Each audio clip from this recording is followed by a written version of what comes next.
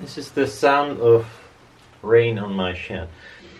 So, I'm gonna do a test. It's for the project Bluetooth thingy I once tried.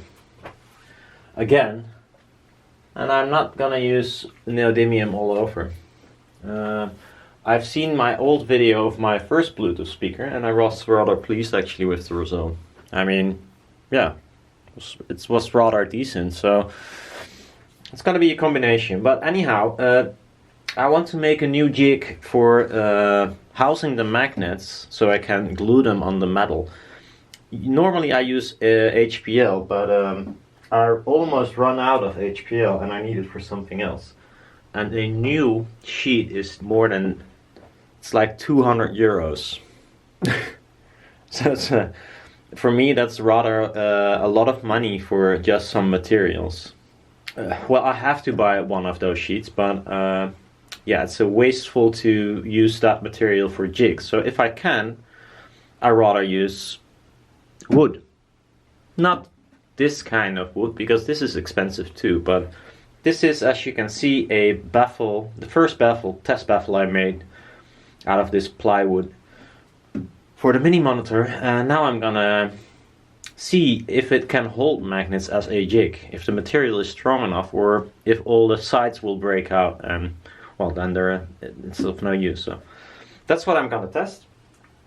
I didn't go further with the mini monitors because I was waiting actually for a huge router bit. The ones everyone say, oh, you have to buy this one or something. It's not the biggest, I think. I should, well, there are bigger ones even, I think. This is a 1-inch. Is that true? Is this one? Yeah, this should be 1 inch, the radius. So it is a rather huge bit. And it's funny, it's a Chinese version, as you might have seen. But I'm rather pleased so far. I have no clue how it cuts, but it does fit one of my collets. Like perfect. So that's cool. This is 12mm, I believe.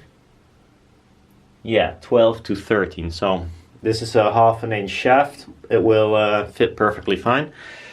And I thought first when I got it out of the package, I was like, whoa, they use like a gazillion liters of cutting oil and it's all nasty and gross. But it's like they dipped it in sort of silicone, I guess. Yeah, I think something like that. To prevent it from rusting during shipping, etc. I've never seen this. I think that's a kind of a cool thing they did there. Maybe this is normal, I don't know. I never buy this kind of router bits. I only go for the CNC style stuff. Here, it's like a condom. A really thick condom. Really safe. And yes, they are a bit oily. But the cutting edge itself is not at all visible on camera. Is goddamn sharp. I think I managed to cut myself on that. And it's really no visible crappy stuff in there. Just the body has some, it's not machined as well, but I think they don't really care about that. It's all about the cutting edge. So yeah, hopefully I can make these round-offs for the tweeters with this instead of using the CNC doing it all, which takes ages, and then I have to sand it down, and yeah, it's not ideal. So I am gonna use the CNC as a wrong side up router table, I guess. So yeah, well, anyhow, I think that's 13 euros very well spent. Really, yes, it's Chinesium, but I I contacted a seller of these same bits, same size, and I asked them the price, and they said, well, we're just making them, you should ask this or that. and they asked 180 euros for a bit. I bet those bits are better, but are they 10 times better or even 12 times better? I don't think so. It's complete bullshit that they cost 180 euros. There's no fucking way I ever will pay 180 for a bit that if you make a mistake you will fuck up in one go. No way. Well, anyhow, I'm gonna check if this material will be usable as a jig. Then if so, then I buy thinner stuff, of course. So yes, let's power up the VFD, which is noisy. That's why it was disconnected.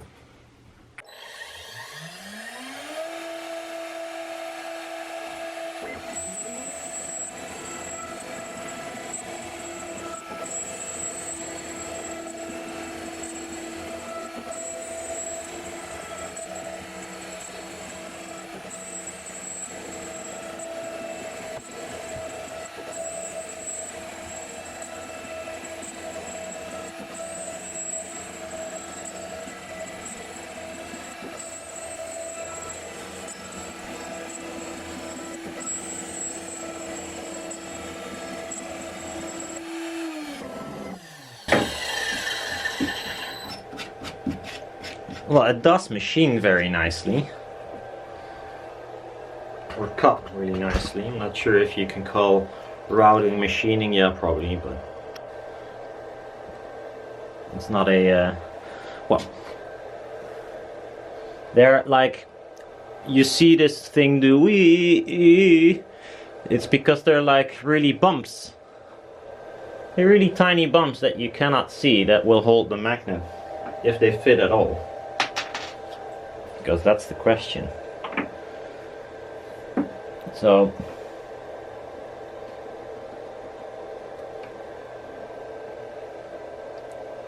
it's not that snug. I would change that if I were using this, but this is too loose.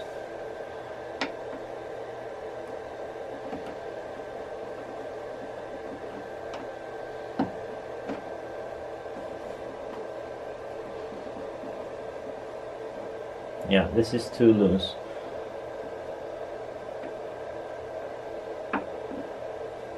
This will fall off. If I would turn it over, then all the magnets fall out.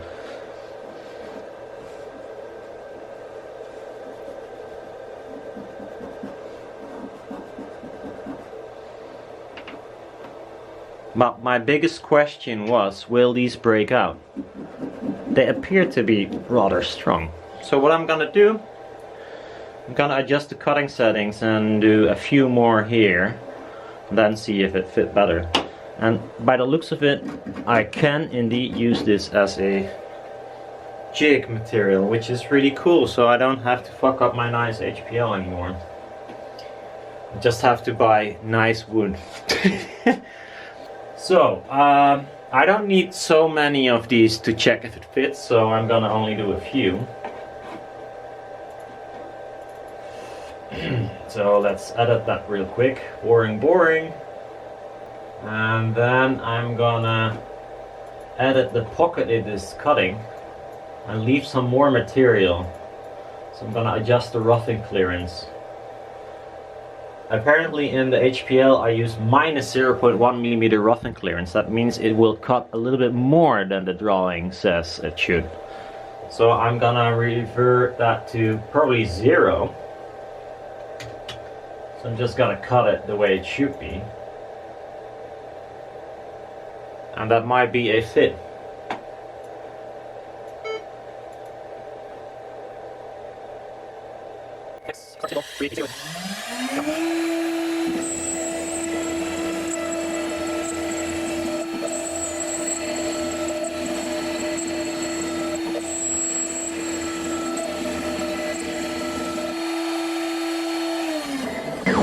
Did not even finish my cigarette.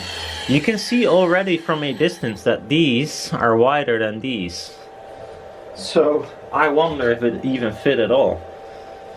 the 0.1 millimeter that I was set to, so there was a roughing clearance. Roughing clearance means what it will leave of the original drawing standing to do a finish cut.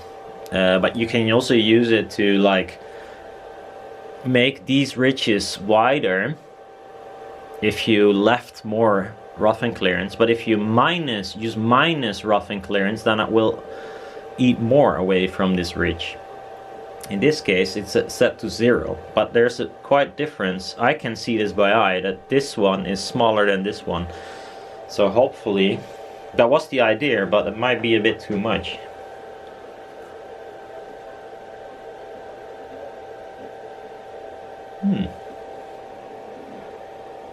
Might not even be enough. Maybe it can take more.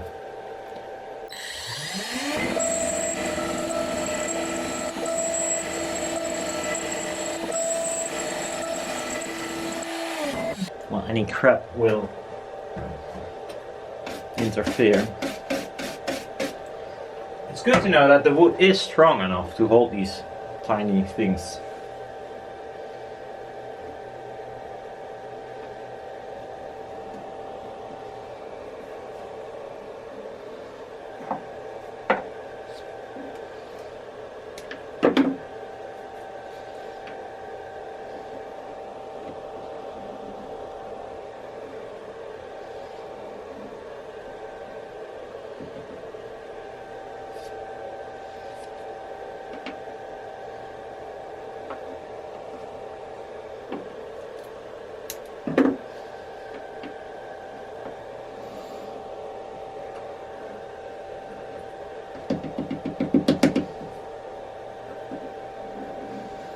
So here it is a bit loosey-goosey. The rest fits kind of okay. It might be that the magnet itself is slightly less wide. 6.64. So that's the reason why one side doesn't fit as nicely. Okay, so now I know my settings and use them. I'm gonna look if I can find some thinner material, like 8mm of this stuff. That should be even cheaper. And it's even nice looking too. I do think they don't last as long as the HPL versions, but well. I usually don't make more than one pair of any speaker at the moment. I don't know why, but well, let's see. So I'm gonna look up some prices. Well, I got many stuff to do, so there will be probably a few videos, and this might be the most boring one, but this is the way I make these panels look neat. Use a jig as much as you can.